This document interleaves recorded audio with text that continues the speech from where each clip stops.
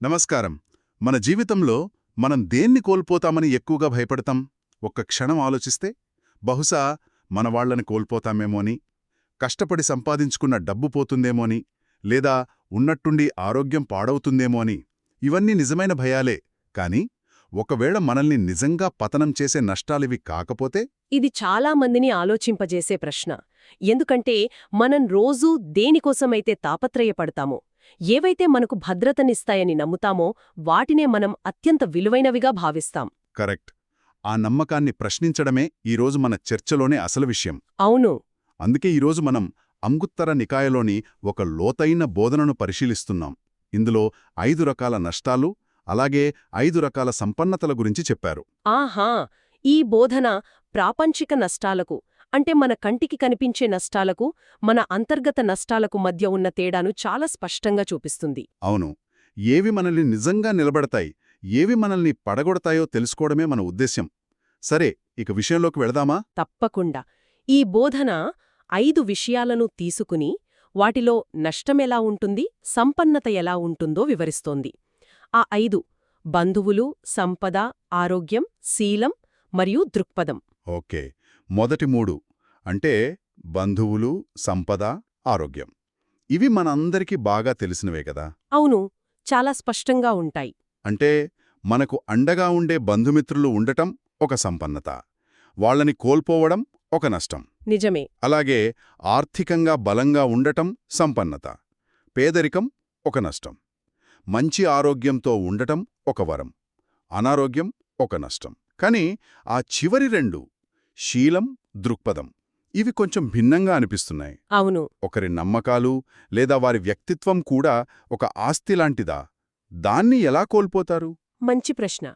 ఇక్కడే అసలు చర్చ మొదలవుతుంది.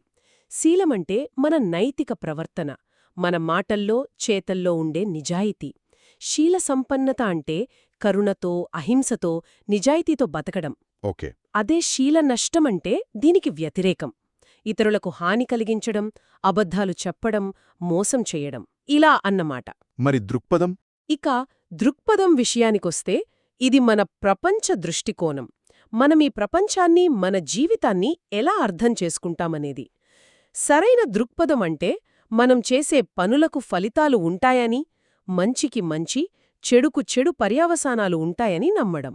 ఓకే. అంటే కర్మ సిద్ధాంతాన్ని అర్థం చేసుకోవడం లాంటిదా? ఒక రకంగా అంతే. దానికి విరుద్ధమైనది దృక్పథ నష్టం. అంటే నేను ఏది చేసినా చెల్లుతుంది, మంచి చెడు అనేవి లేవు, ఈ జీవితం తర్వాత ఏమీ ఉండదు, కాబట్టి ఎలా బతికినా పర్లేదు వంటి నమ్మకాలను కలిగి ఉండటం. అర్థమైంది. సో మొదటి 3 నష్టాలు బయటి ప్రపంచానికి సంబంధించినవైతే ఈ చివరి 2 మన అంతరంగానికి సంబంధించినవి. కరెక్ట్. మీరు చెప్పింది వింటుంటే నాకొక విషయం చాలా ఆశ్చర్యంగా అనిపిస్తోంది. చెప్పండి. ఆస్తంతా పోగొట్టుకున్నా లేదా భయంకరమైన అనారోగ్యంతో బాధపడుతున్నా కేవలం ఆ కారణాల వల్ల మరణానంతరం చెడుగతికి వెళ్లరు అని చెప్తోంది. ఒక్క నిమిషం. అంటే నేను జీవితంలో అత్యంత భయంకరమైనవిగా భావించే ఈ నష్టాలు నా ఆధ్యాత్మిక ప్రయాణాన్ని దెబ్బతీయలేవా? నిజమే. ఇది వినడానికి చాలా రాడికల్గా ఉంటుంది. కాని ఇక్కడ మనం ఒక విషయాన్ని స్పష్టం చేసుకోవాలి. ఏంటది? ఈ బోధన మన బాధను తక్కువ చేయడం లేదు. మన ఆత్మీయులను కోల్పోతే కలిగే వేదన నిజం, ఆర్థిక కష్టాల్లో ఉన్నప్పుడు కలిగే ఆందోళన నిజం. అవును. ఆ బాధను ఇది గుర్తించట్లేదు అని కాదు, కాని ఆ బాధ మనల్ని ఆధ్యాత్మికంగా పతనం చెయ్యదు అని చెప్పడమే దీని ఉద్దేశ్యం. ఓ. అది ఒక గాయం, కాని మన ఆత్మకు తగిలిన మచ్చ కాదు. ఆ నష్టాలు మనల్ని తాత్కాలికంగా కుంగదీయచ్చు, కాని మన కర్మ మార్గాన్ని శాశ్వతంగా పాడుచేయలేవు. వావ్. అంటే ఒక వ్యక్తి సర్వం కోల్పోయి రోడ్డు మీద నిలబడ్డా ఆ పరిస్థితి వారి అంతిమ గమ్యాన్ని నిర్ణయించదన్నమాట. అదొక పెద్ద ఊరటనిచ్చే విషయం. ఖచ్చితంగా. అలా అయితే మనల్ని నిజంగా పతనం చేసే, చెడుగతికి దారితీసే ఆ నిజమైన నష్టాలు ఏవి? అవే ఆ చివరి 2నా? ఖచ్చితంగా. ఈ బోధన ప్రకారం మనల్ని పతనం చేసేవి కేవలం 2 నష్టాలు. వాటిని పాలీ భాషలో శీలా విపత్తి మరియు దిట్టి విపత్తి అంటారు. శీలా విపత్తి అంటే శీలాన్ని కోల్పోవడం, మరియు దిట్టి విపత్తి దృక్పథాన్ని కోల్పోవడం. ఓకే. ఈ శీలా విపత్తి అంటే మన నైతిక ప్రవర్తన దెబ్బతినడం. దీన్ని కొంచెం వివరిస్తారా? రోజువారీ జీవితంలో ఇది ఎలా కనిపిస్తుంది? తప్పకుండా. శీలా విపత్తి అంటే మన మాటలు, చేతల ద్వారా ఇతరులకు హాని కలిగించడం.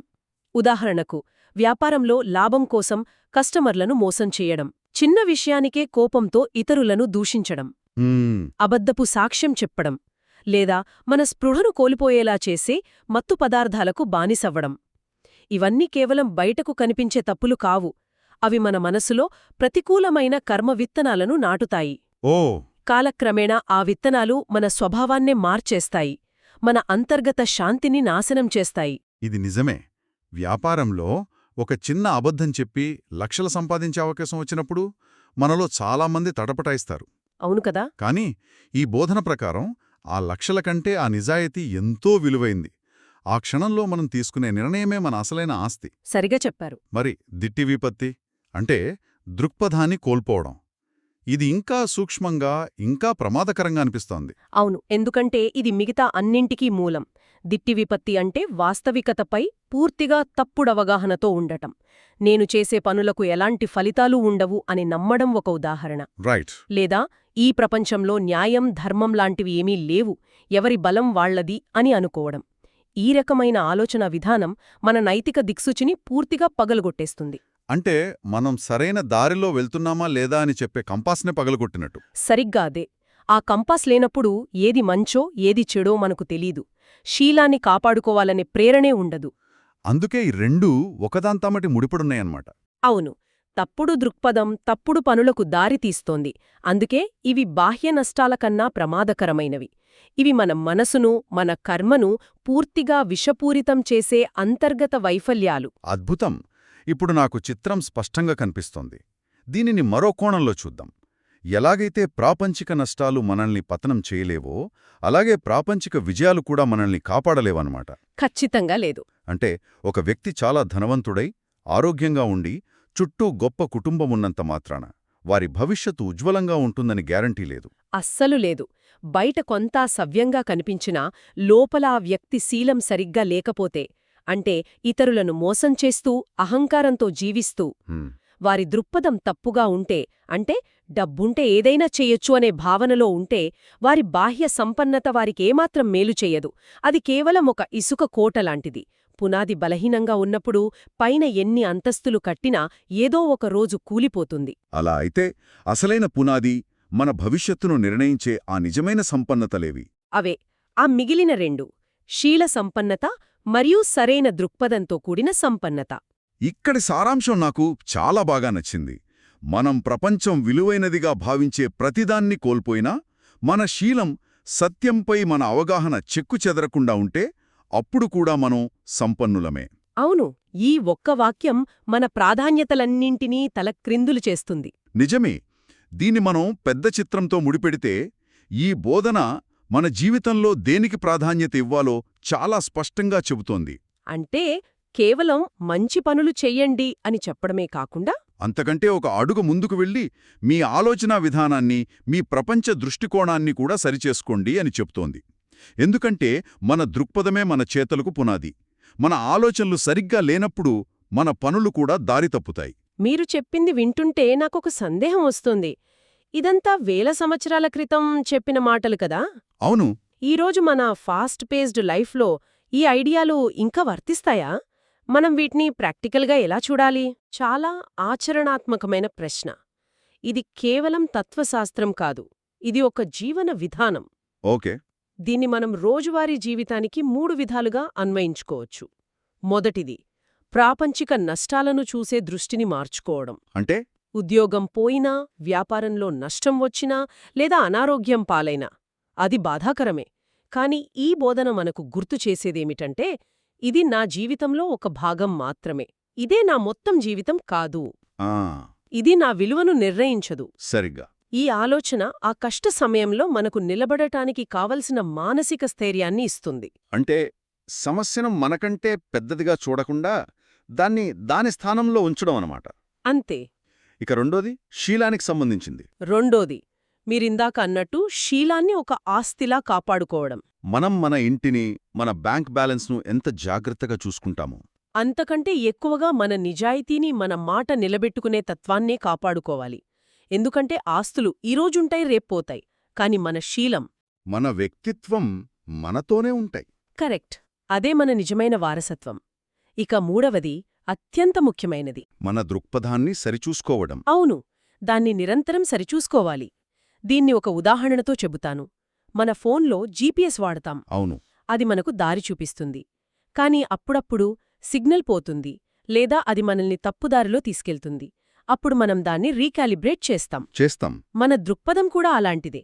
అది మన జీవితానికి నైతిక జీపీఎస్. వావ్! నా ఆలోచనలు సరైన దిశలోనే ఉన్నాయా?